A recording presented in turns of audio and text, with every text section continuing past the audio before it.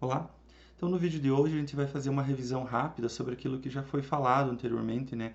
Sobre como o SUS está organizado e tudo mais. Então, a gente já falou nas aulas anteriores que alguns, né, princípios do SUS são a regionalização, né, e a hierarquização.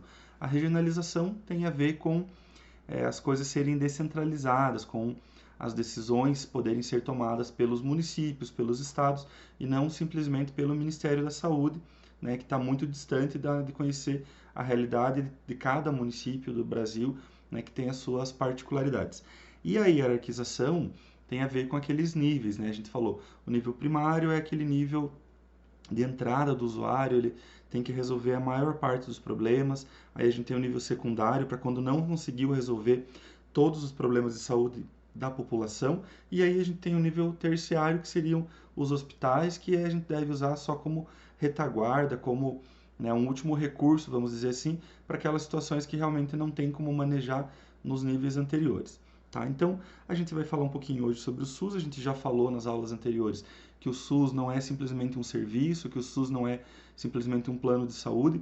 O SUS é uma grande rede, né, que se forma para dar mais condição de saúde para toda a população, não só para quem tem carteira assinada, não só para quem tem uma renda X ou para quem tem um tipo de crença, seja o qual for. Então a gente já falou que o SUS é para todos, então todos os brasileiros têm direito ao acesso para o SUS, e o SUS engloba ações de vários tipos. Então a gente tem ações relacionadas com vigilância epidemiológica, né? Então imunização, controle de doenças, né? Monitoramento de casos suspeitos de doenças transmissíveis e por aí vai, estatísticas e tudo mais.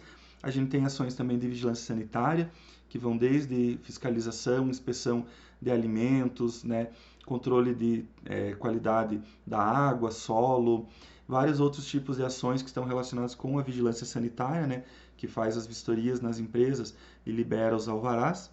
A gente tem também o controle de vetores, lembrando que vetores, a gente vai ter uma aula só para falar sobre isso, mas vetores são animais, são objetos que transmitem as doenças, né? Eles não são eles que causam a doença é causada pelos micro-organismos, mas quem leva esse micro-organismo até a pessoa são os vetores. Um exemplo que a gente tem de programa de controle de vetores é o programa de controle do Aedes aegypti, que é um mosquito que é o vetor, né, que causa dengue, chikungunya, zika vírus, né? Então a gente vai falar um pouco mais sobre isso numa outra aula específica, quando a gente entrar mais nessa parte da epidemiologia mesmo.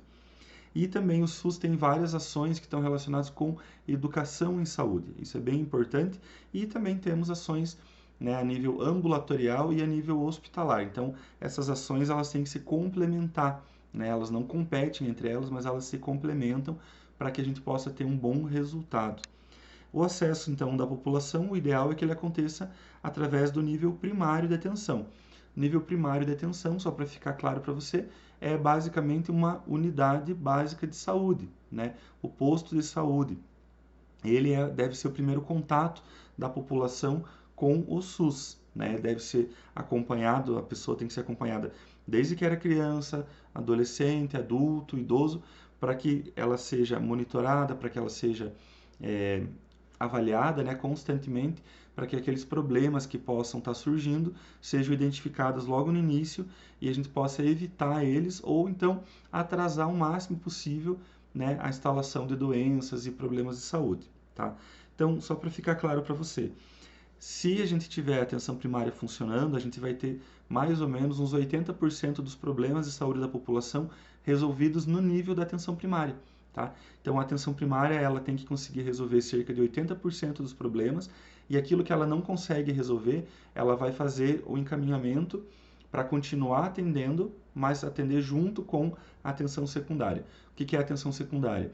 São os especialistas. Né? Então, se você a atenção primária não consegue atender suficientemente bem uma gestante, por exemplo, porque ela tem problemas cardíacos, tem hipertensão, né, tá com algum problema mais sério, ela tem que ser, o pré-natal dela vai ser feito entre a atenção primária, o cardiologista, a nutricionista, psicólogo. Então vai ter toda uma equipe que vai dar suporte para a unidade básica de saúde para que essa gestante seja muito bem atendida. Não é que a gestante vai ser atendida só pelo especialista. Não, mas o especialista vai também fazer parte da equipe, né, através do consultório, né, ele vai fazer a referência, contra-referência, e essas duas unidades elas vão se comunicar. Tá? Aquilo que não for possível resolver no nível secundário vai ser encaminhado para o nível terciário. O que é o nível terciário? Basicamente são os hospitais de referência. Então, se essa gestante, por exemplo, mesmo com o acompanhamento do cardiologista, a pressão continuou subindo, ela entrou num processo que a gente chama de DEG, né? O que vai acontecer? A pressão dela está muito alta, ela está começando a ter risco de vida, ela vai ser encaminhada para um hospital, onde ela vai ser monitorada 24 horas, ela vai ser medicada com medicamentos na veia e tudo mais, e aí ela vai ter uma estabilização da pressão arterial antes que ela possa ser, né, devolvida para a sua unidade básica, continuar acompanhando ela. Então, o ideal é que seja como essa pirâmide que vocês estão vendo aqui. A atenção primária resolva cerca de 80% dos problemas de saúde da população, o nível secundário aqui resolva cerca de 15%, e aí os hospitais estão mais como uma retaguarda, como uma garantia a mais que a gente vai ter, né, de que se a gente precisar, se tudo acabar dando errado, a gente tem essa referência do hospital para poder encaminhar a paciente. Então aqui a gente já falou, né, desses 3 níveis, que o nível primário seria a atenção básica, seria uma unidade básica de saúde, o nível secundário são os especialistas e o nível terciário são os hospitais de referência, tá? E aí a gente já falou também nas outras aulas que o SUS, né, através de uma série de leis que foram criadas, os municípios têm um poder muito grande para poder decidir aquilo que vai ser realizado, aquilo que vai ser feito. Então isso vem também pela Lei 8080 e pelas NOB, né? Então são as normas operacionais básicas da saúde, tá? Que definem como que vai funcionar, o que cada esfera do governo vai estar realizando, tá? E aí uma outra coisa que a gente já mencionou nas aulas anteriores, mas só para reforçar a dúvida. Mas eu posso ter uma empresa privada participando do SUS, prestando serviços pelo SUS?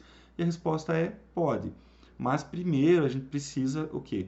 Observar algumas regras, tá? Então, para que uma empresa privada possa prestar serviço pelo SUS, primeiro a gente tem que estar verificando se não existe no SUS, naquela região, naquele município, uma empresa que seja pública, né, que seja gerida toda com o dinheiro SUS, que faça o mesmo serviço. Então, se o trabalho for insuficiente, se a rede de atenção naquela região for insuficiente, né, a pública, aí pode ser contratada uma empresa privada para dar o suporte para fazer o serviço. Então, por exemplo, se no município não tem não tem nada pelo SUS, um centro de imagem, por exemplo, ou um laboratório que possa fazer as coletas, né, que possa fazer as análises químicas, é possível sim contratar, né, que a prefeitura contrate uma empresa privada para fazer isso. Mas para isso ela tem que seguir algumas normas, tá? Então, são basicamente 3 condições. O contrato ele deve obedecer, né, às normas de direito público, quer dizer, o contrato tem que ser feito seguindo rigorosamente a legislação vigente. Não pode ser feito um contrato fraudulento, um contrato superfaturado, nada fora do normal. A instituição privada, ela também tem que estar de acordo com os princípios do SUS. Ela vai ter que passar por vistoria da vigilância sanitária, ela vai ter que seguir todas as normas, né, tudo aquilo que for definido por lei, a empresa tem que estar seguindo, tá? E a integração, ela tem que ser na mesma lógica do SUS. Como o SUS tem esses níveis de integração que vão aumentando complexidade, a empresa privada também ela tem que conseguir atender os níveis de complexidade de acordo com aquilo que foi contratado, né, pela prefeitura.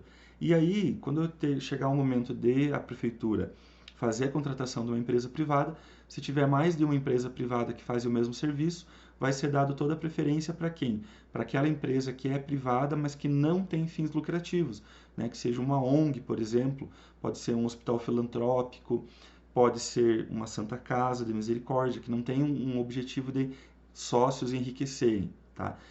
E aí, se não tiver, vai ser contratado, né, a empresa que puder prestar o serviço, tá? Então, cada gestor tem que planejar primeiro aquilo que tem disponível pelo SUS, e aí o que faltar, ele pode contratar as empresas para que a população seja bem assistida, tá certo? Então, essa foi a nossa aulinha de hoje, só para revisar com vocês mesmo, uma coisa bem tranquila, que já tinha sido falado, mas se você ficar com alguma dúvida, alguma coisa que você não entendeu, eu peço que você me mande uma pergunta para a gente poder conversar, tá bom? Até a próxima aula.